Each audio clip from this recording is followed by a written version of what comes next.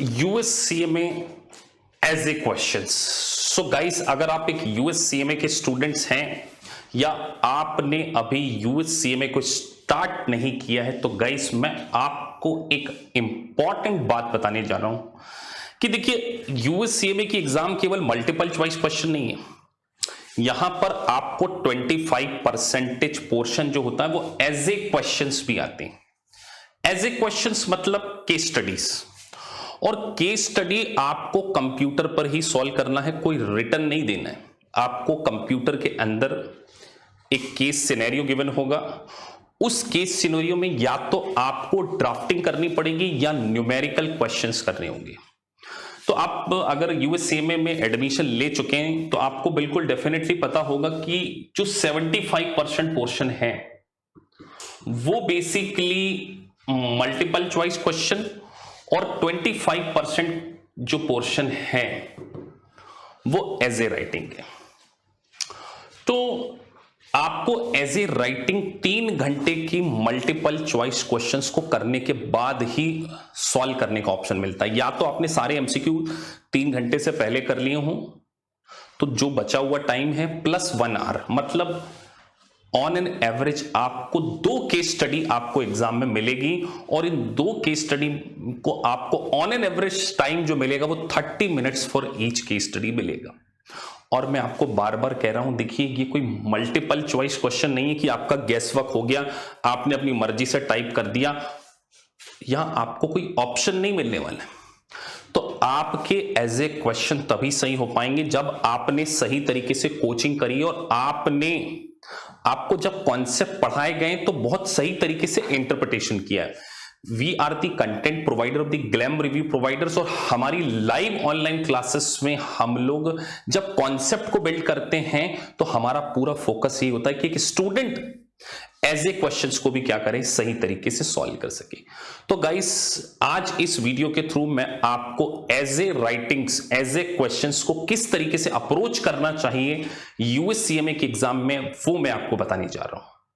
तो अगर अभी तक आपने हमारे चैनल को सब्सक्राइब नहीं किया है तो प्लीज सब्सक्राइब द चैनल, ताकि आपको इंटरनेशनल कोर्सेज से रिलेटेड सारे नोटिफिकेशन मिल सके और नॉलेजेबल वीडियोस इस चैनल के थ्रू शेयर किए जाते हैं। ये पहला ऐसा वीडियो होगा यूट्यूब पे जिसमें केस स्टडी को एज ए क्वेश्चंस को किस तरीके से अटेम्प्ट करना चाहिए, और ना केवल मैं आपको एक अप्रोच बताऊंगा बल्कि एक full fledged questions, study unit first का एक फुल फ्लैच क्वेश्चन जो कि फाइनेंशियल स्टेटमेंट से रिलेटेड एक न्यूमेरिकल क्वेश्चंस को किस तरीके से आपको सॉल्व करना चाहिए।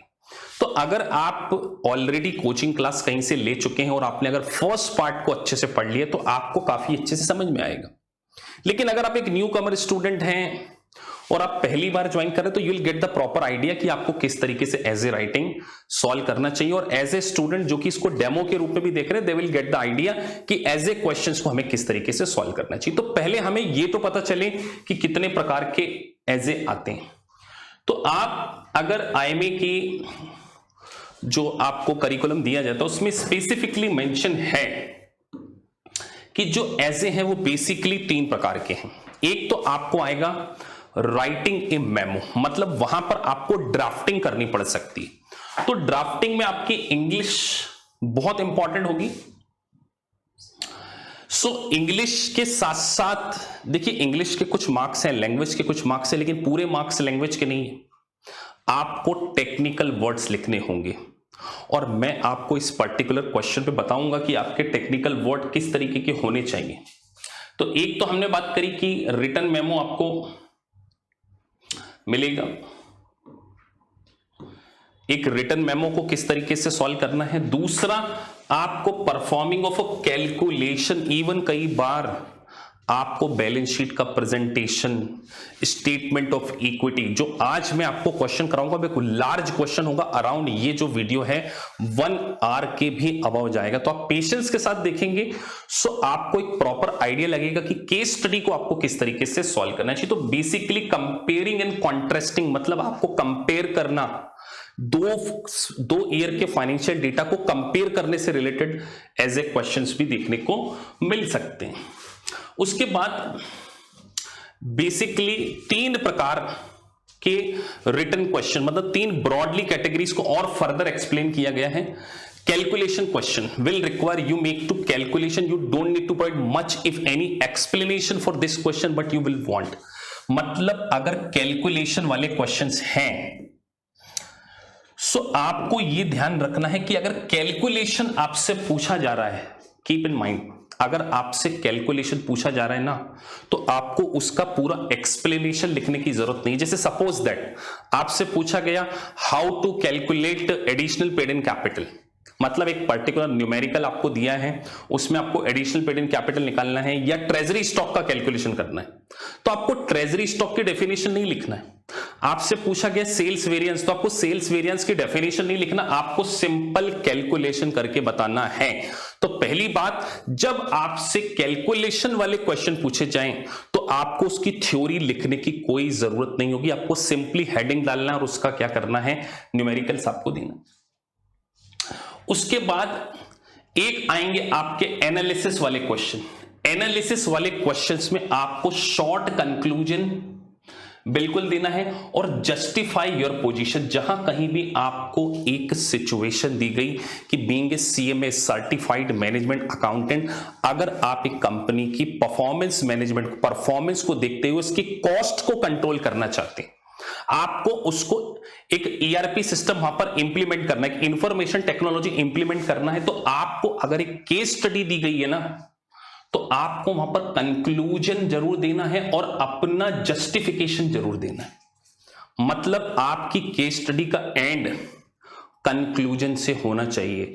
इस पर्टिकुलर वीडियो के थ्रू एक सीरीज को स्टार्ट करने जा रहा हूं। इस पर्टिकुलर वीडियो में आपको एक न्यूमेरिकल क्वेश्चन देखने को मिलेगा और उसके बाद एक वीडियो में और निकालूंगा जिसमें मैं आपको थ्योरेटिकल क्वेश्चन कि थ्योरेटिकल क्वेश्चन को आपको किस तरीके से अटेम्प्ट करना है उसके बारे में भी हम क्या करेंगे, डिस्कस करेंगे। और तीसरा होगा आपका एक्सप्लेनेशन।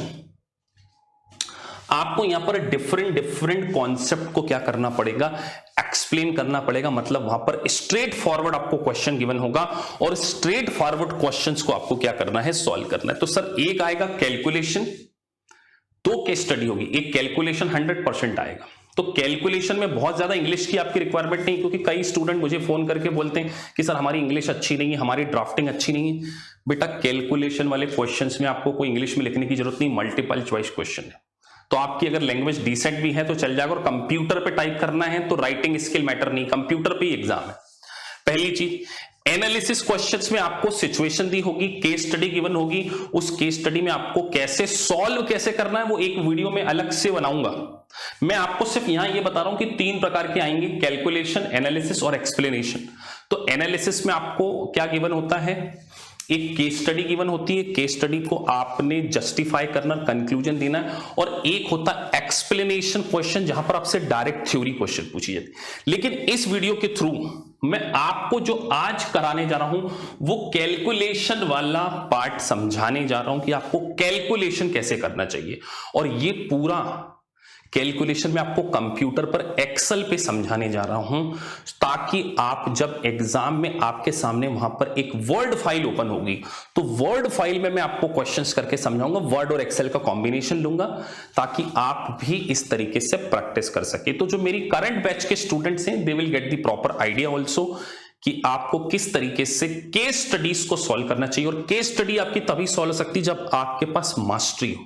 तो पहले आपको सिलेबस पढ़ना है, सारे मल्टीपल चॉइस क्वेश्चन करना, जब मल्टीपल चॉइस क्वेश्चन में आपकी मास्टरी हो जाए तब आपको क्या करना है, केस स्टडी की ओर अप्रोच करना है। तो चलिए सीधे स्क्रीन की ओर चलते हैं और देखते हैं कि किस तरीके से एक लॉन्ग केस स्टडी को एक लिमिटेड टाइम में हम सॉल्व करते हैं। चलिए गाइस, अब हम सीधे ग्लैम सॉफ्टवेयर की ओर चल रहे हैं और अब मैं आपको एक न्यूमेरिकल केस स्टडी को क्या करने वाला हूँ, सॉल्व कराने वाला हूँ। तो चलिए सीधे ग्लैम सॉफ्टवेयर को ओपन करते हैं। सो गाइस देखिए, अब आपके सामने एक पूरी केस स्टडी को मैंने क्या किया है, यहाँ पर ओपन कर लिया है। और अब इस केस स्टडी को सॉल्व करने से पहले मैं आपको ये भी बताऊंगा कि केस स्टडी में देखिए ऐसे आपके सामने एग्जाम में भी बिल्कुल ऐसे होगा, और आपको उसको 30 मिनट्स में किस तरीके से सॉल्व करना है वो आपको आपकी स्पीड के ऊपर डिपेंड करता है। सजेस्टेड टाइम आपको एक केस स्टडी के लिए कितना होगा 30 मिनट्स। तो I will take more than 30 minutes, क्योंकि मुझे यहां पर ना केवल क्वेश्चन करना है बल्कि आपको समझाना भी है। सो चलिए, केस स्टडी आपके सामने है। This study unit contain one एजे with a unique scenario and multiple relevant questions. So आपको 5 क्वेश्चंस दिए हैं। All questions are required calculation the support of numerical answer must be presented. Credit will not be awarded for numerical answer for which there is no supporting calculation.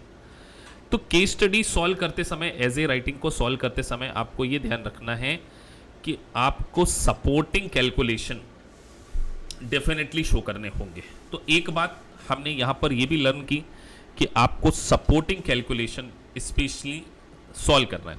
अच्छा देखिए, मैंने एक highlighter का use किया है, तो आप हाईलाइट बिल्कुल कीजिए। जो इंपॉर्टेंट टर्म है उसको मैं हाईलाइट भी करूंगा और इस क्वेश्चन में मैं आपको कुछ कॉन्सेप्ट भी सिखाऊंगा, so you will get the proper idea. चलिए, तो हम केस स्टडी को पढ़ते हैं। तो पहला, ये 5 क्वेश्चन है, तो मैं पहला पोर्शन स्टार्ट कर रहा हूं। तो अब देखिए, मेरे सामने एक केस स्टडी ओपन हो गई है और ये पूरा केस सिनेरियो आपको दिया हुआ है। तो देखिए, केस सिनेरियो अगर आप एक बार करके नहीं जाएंगे तो वेरी डिफिकल्ट होगा आपके लिए एग्जाम में इतने बड़े क्वेश्चंस को डील करना।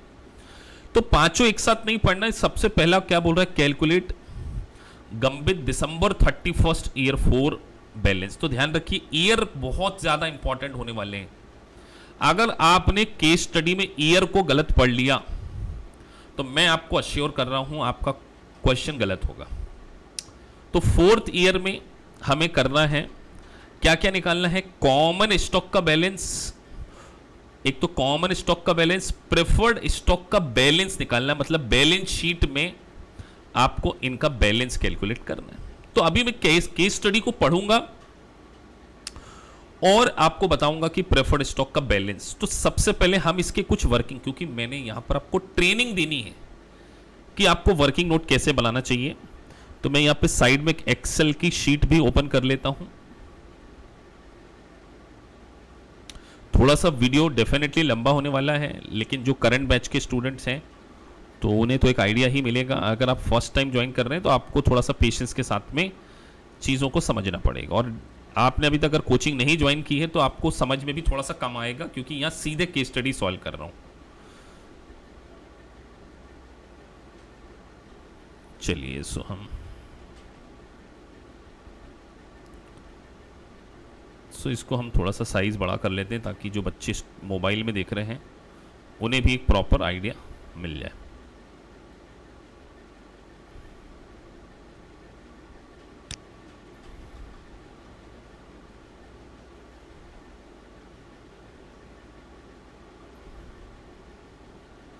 थोड़ा कलर चेंज कर लेता हूं मैं।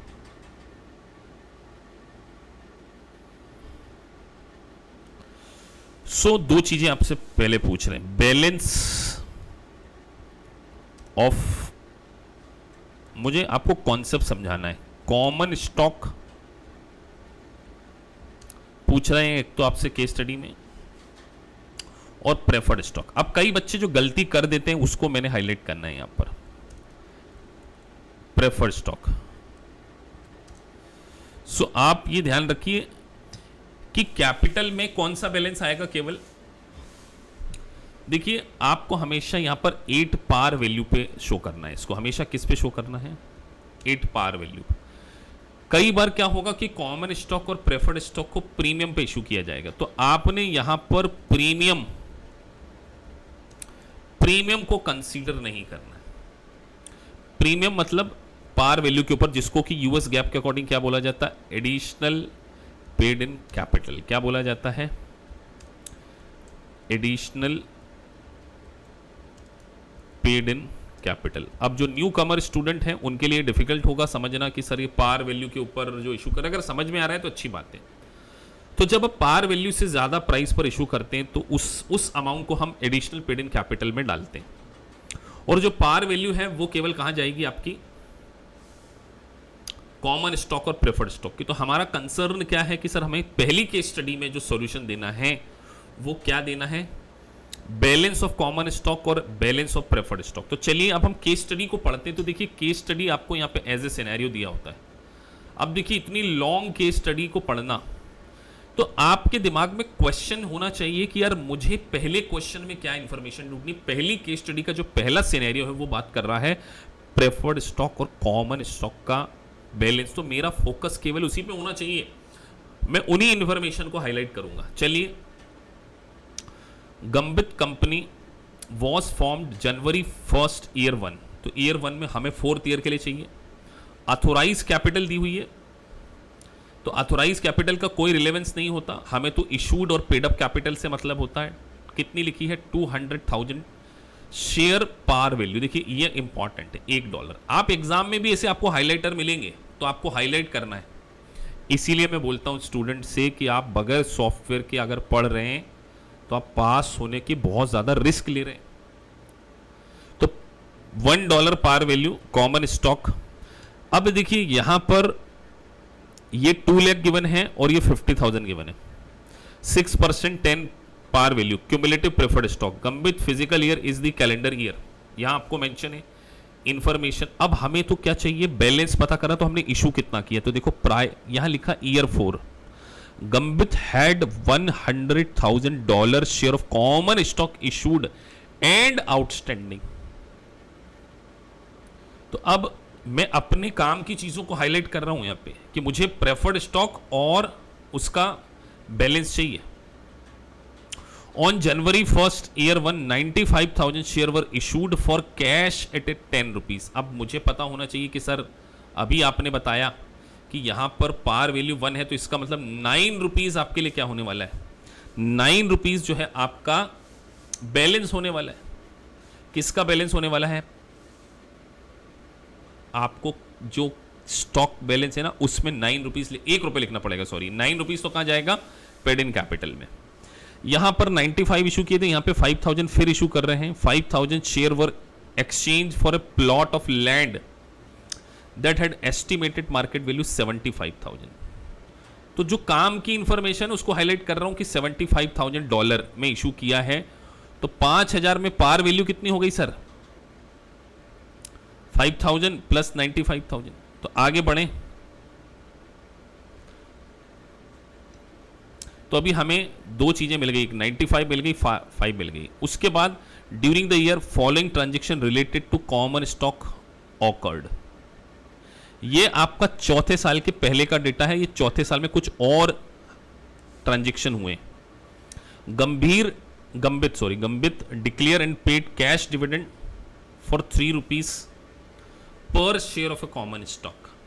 अब क्या बोल रहे हैं? कैश डिविडेंड है, तो ये कोई स्टॉक डिविडेंड नहीं है। क्या लिखा है? कैश। छोटी छोटी चीजें बड़ी हाईलाइट कर रहा हूं मैं क्योंकि मुझे समझाना है।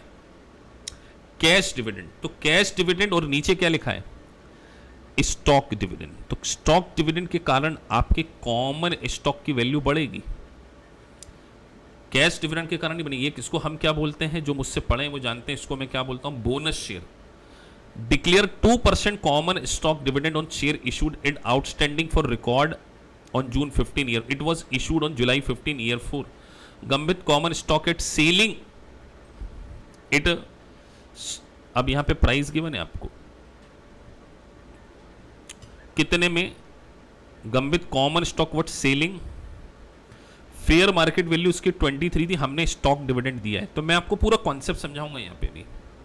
₹23 purchase, Gambit purchase 6,000 share of open stock on open market for 28। मतलब हमने कुछ during the year treasury stock buyback को हम क्या बोलते हैं? Treasury stock. तो अल्टीमेटली कुछ इशू किए हैं स्टॉक डिविडेंड के रूप में, कुछ हमने ट्रेजरी स्टॉक के रूप में क्या कर लिए? वापस खरीद लिए, और कुछ पहले से आउटस्टैंडिंग थे। तो आपको कॉमन स्टॉक का बैलेंस बताना। अभी पूरा फोकस हम किसके ऊपर करेंगे? कॉमन स्टॉक के ऊपर करेंगे। तो चलिए हम सीधे एक्सेल शीट की ओर चलते हैं। चलिए सो हम यहां कैलकुलेट करते हैं। तो आपको ध्यान रखिए ऐसे ही करना है, इस तरीके से calculation of common stock balance as on 31 December. आप यह लिख सकते हैं ऑन ईयर एंड। तो हम यहां पर देखें तो सबसे पहले क्वेश्चन में आपको प्रायर टू फोर्थ ईयर, देखिए यहां पे प्रायर टू दे रखा है, प्रायर टू ईयर 4। तो अगर हम यहां पर देखें सो प्रायर टू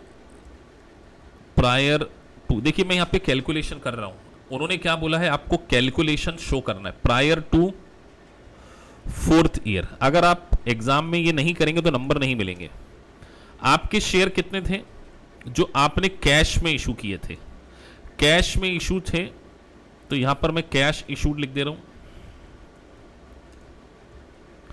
अब मैंने आपको बताया है कि मुझे यहां पे 95,000 इंटू 1 रुपीज, मैंने 10 में इशू किया लेकिन मैंने पार वैल्यू को लिया, तो ये मेरा हो गया 95,000।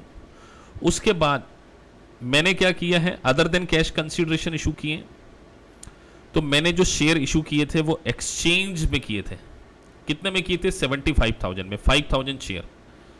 तो मैं यहां पे लिख देता हूं एक्सचेंज शेयर। क्या लिख दे रहा हूं, देखिए बहुत ज्यादा आपको लैंग्वेज पे फोकस नहीं करना है, बस कैलकुलेशन उनको दिखना चाहिए, क्योंकि मैनुअल चेक होती है, कंप्यूटर से चेक नहीं होगी केस स्टडी। तो 5,000 प्लस आपको कैलकुलेशन दिखाना है। तो ये तो मेरा हो गया टोटल। अब 2 पॉइंट्स और थे। कौन से 2 पॉइंट्स थे सर, आपने क्या किया था, वहां पर स्टॉक डिविडेंड भी दिया था और एक डिविडेंड भी दिया था, तो डिविडेंड से शेयर का बैलेंस नहीं बढ़ता है। अब यहां पर एक कॉन्सेप्ट आपको पढ़ाया गया है कि अगर शेयर स्टॉक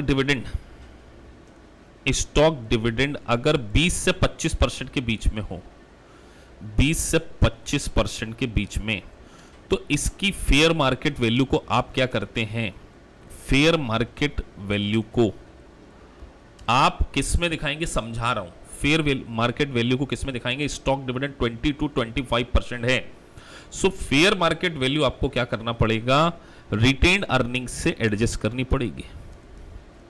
तो आपको एक जनरल एंट्री पास करनी पड़ेगी। क्या जनरल एंट्री पास करनी पड़ेगी, तो यहां पर हम उसके वर्किंग नोट में आ जाएं, वर्किंग नोट में लिखेंगे। देखो यहां पे लिखूंगा, if stock dividend is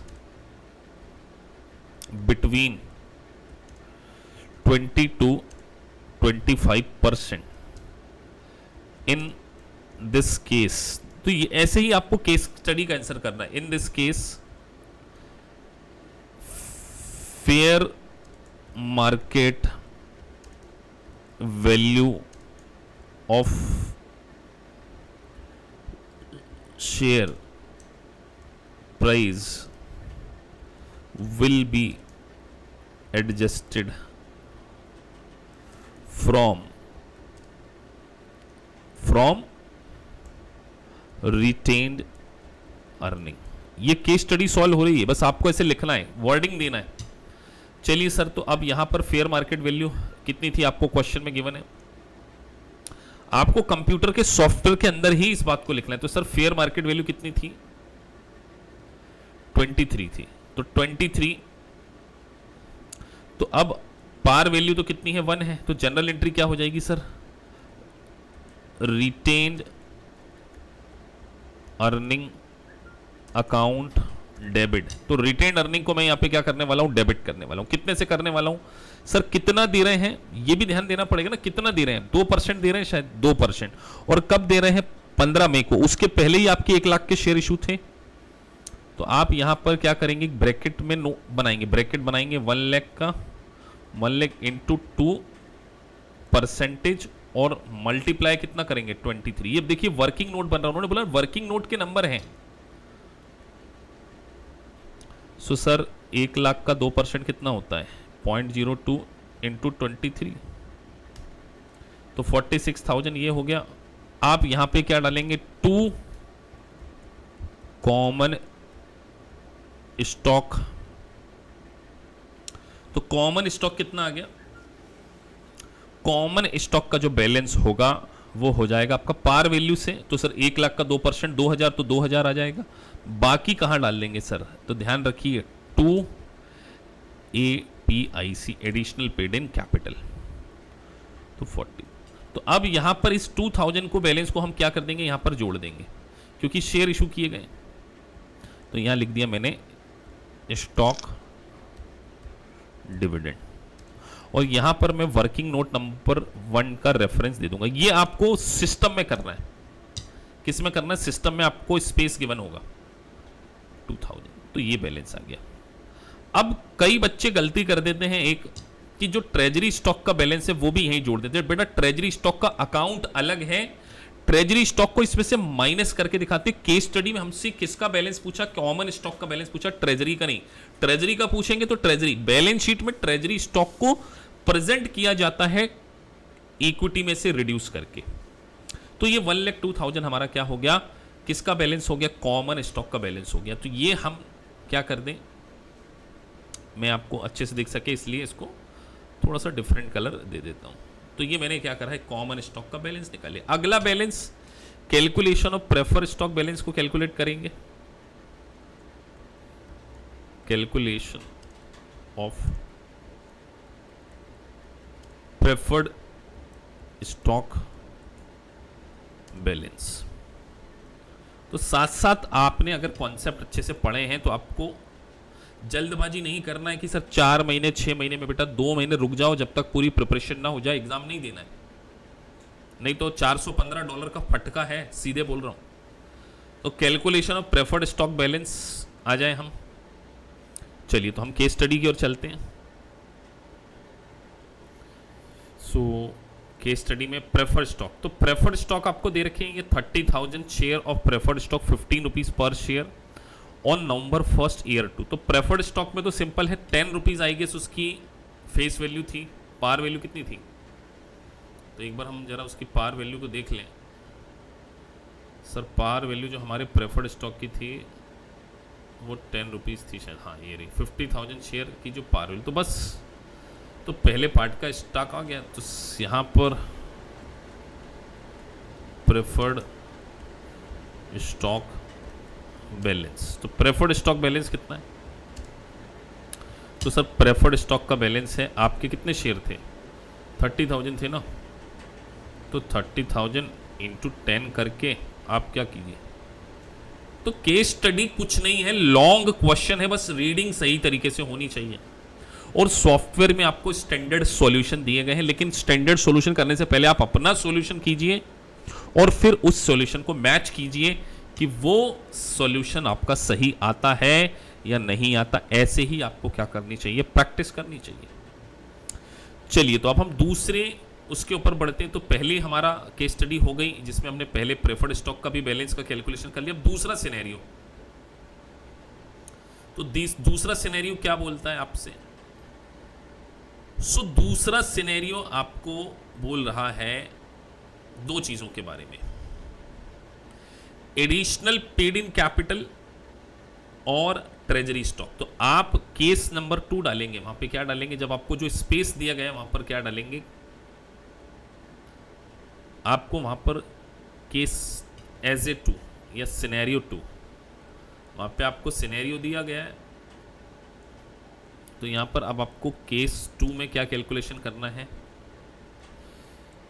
calculate, दो चीजों के बारे में फोकस है, 31 दिसंबर ईयर 4।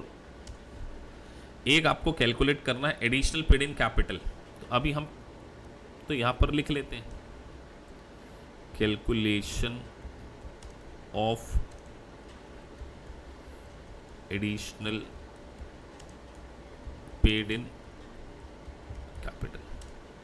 तो आपको यह पता होना चाहिए कि एडिशनल पेड इन कैपिटल में क्या क्या चीजें आती हैं। अब आपका नॉलेज ही अगर अधूरा है, पढ़ते समय आपने ध्यान नहीं दिया कि सर जब हम शेयर को इशू करते हैं तो जो पार वैल्यू से एक्स्ट्रा प्राइस हम लेते हैं उसको हम कहां डालते हैं, एडिशनल पेड इन कैपिटल में डालते हैं। और अगर हम ट्रेजरी स्टॉक मतलब अपने शेयर को खरीद लेते हैं और कॉस्ट से ज्यादा पेमेंट करते हैं तो जो अमाउंट है उसको भी हम क्या करते हैं, एडिशनल पेड इन कैपिटल से एडजस्ट करते हैं। तो चलिए अब हम सीधे वापस केस स्टडी की ओर चलते हैं और उसको रीड करके एडिशनल पेड इन कैपिटल का कैलकुलेशन कैसे करना है वो हम पूरा समझेंगे। चलिए तो अभी हम चलते हैं आगे। सो चलिए, सो अब हम पढ़ते हैं कॉमन स्टॉक हमारे कितने थे, 95,000 थे। तो यहाँ हम लिख लेते हैं जनवरी 1 में हमारे पास जो कॉमन स्टॉक का बैलेंस था सर वो 95,000। एडिशनल पेड इन कैपिटल कैसे निकलेगा सर, जो पार वैल्यू के ऊपर है, तो 10 के ऊपर हमने शायद उसको इशू किया था। हाँ सर, पार वैल्यू हमने इसको 10 पे इशू किया था, तो 10 माइनस 1 9 हो गया। तो यहाँ मल्टीप्लाई करके लिख दें इंटू 9, 8,50,000। उसके बाद हमने कुछ शेयर क्या किए थे, एक्सचेंज में इशू किए थे जुलाई 1 में। तो जुलाई 02 में हमने एक्सचेंज, तो एग्जामिनर को समझ में आना चाहिए कि आप प्रॉपरली क्या कर रहे हैं, एक्सचेंज शेयर। तो यहां पर एक्सचेंज शेयर कितने थे सर, तो एक्सचेंज शेयर आई गेस आपके 5,000 थे और उसको हमने 75,000 पे इशू किया था। तो 5,000 और देखिए तो मैं सीधे तो 70 मतलब 15 का था, तो 15 माइनस 1 कर देते हैं, तो ये आ गया 14। तो 14 इंटू 5,000।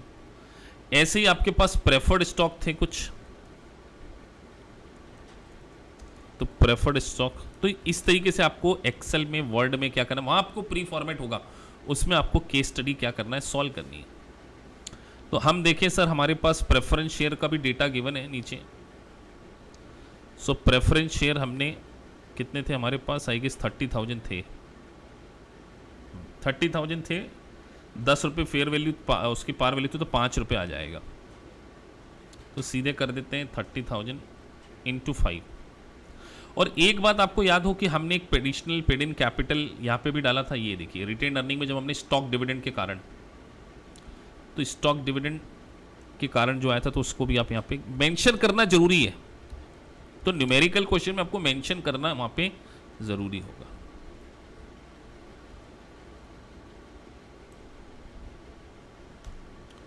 तो this is your total balance.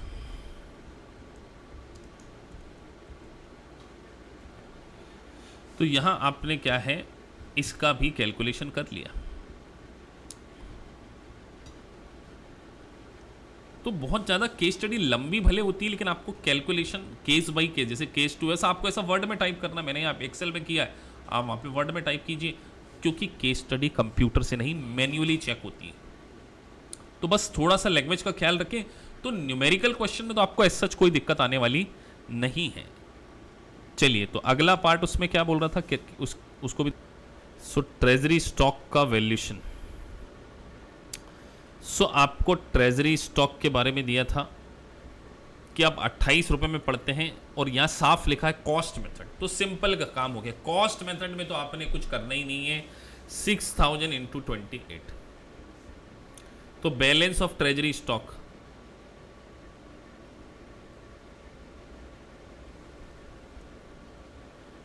Balance of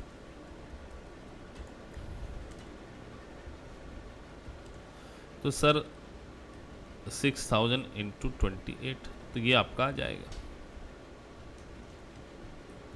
तो बस केस स्टडी का मतलब कुछ नहीं है, मैं सही कहूँ बड़े बड़े न्यूमेरिकल क्वेश्चन है, लेकिन मैंने आपको यहाँ पर एक अप्रोच सिखानी थी कि आपको किस तरीके से क्वेश्चंस को सॉल्व करना है। तो अब मैं थोड़ा सा ग्लैम के सॉफ्टवेयर से भी आपको बता देता हूँ कि देखिए यहाँ पर स्पेसिफिकली लिखा है कि अगर आप स्टैंडर्ड इंग्लिश यूज़ करते हैं तो पॉइंट्स की रैंकिंग कैसे होती है।